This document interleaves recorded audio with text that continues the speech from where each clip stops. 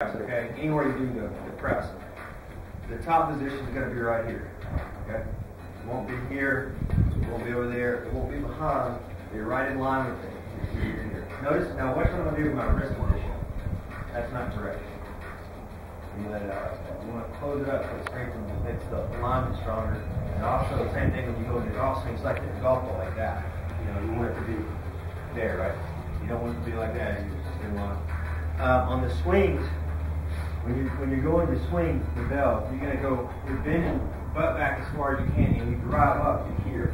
It's the same as when we go into do deadlifts and power cleans. When you go here, when you go to get up into a deadlift, you're going to sink and breathe, and then you pull up like this. Okay, that makes sense. All these lifts are the same. So when you go to the swing, we have the bell out in front. We go down to get it. We pop like that. If we go to a rack position. Notice how I have the grip here. Okay, so most of you guys are gripping like in the fingers like this. And your wrist is like that. And then when you go to press it, it's all over the place. So you watch how I grip it. Get that on the camera so you can see it. It's here. And it's tight like that. This takes a while to learn how to. It looks easy. Putting your elbow into my hip pocket and leaning forward and being relaxed. It's not. I mean, it took me probably a month of training this to have right. But what it does, it teaches you how to press it a lot cleaner. Okay? And you see how my body's kind of working under the weight back and through. And so the reason why it's important is because if you're not doing it, you're looking at my wrist position. You put 30, 40 pounds on that and you're pressing it like this, it's going to blow out your wrist. Okay?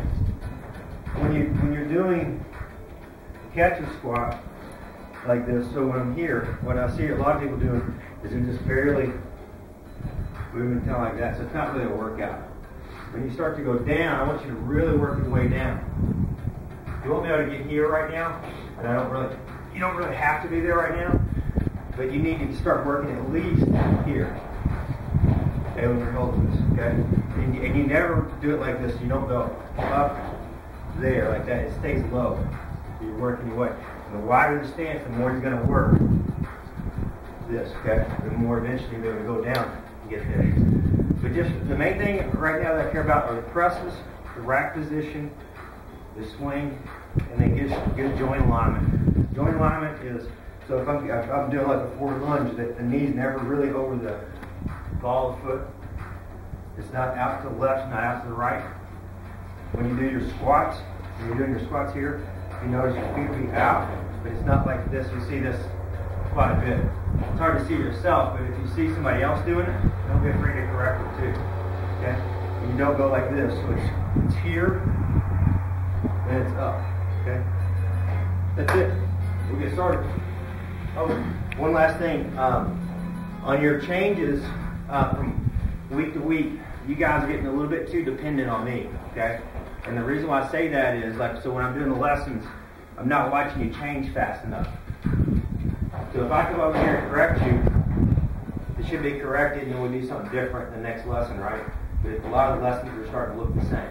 So just make sure you correct those things on your own time. Because you don't want to be dependent on an instructor. And why would that be? Well, if I can't make it to an event, you need my help.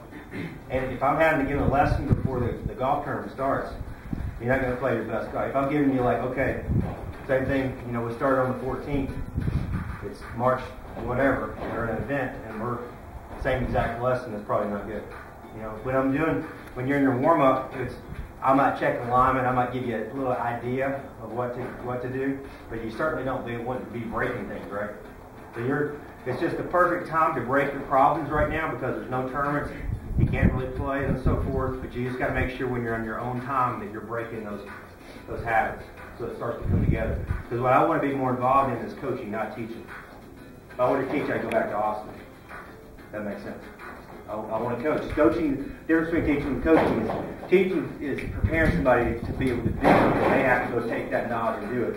Coaching is taking somebody that's already prepared and taking them from whatever level they are down to their full potential. Okay? There's a huge difference.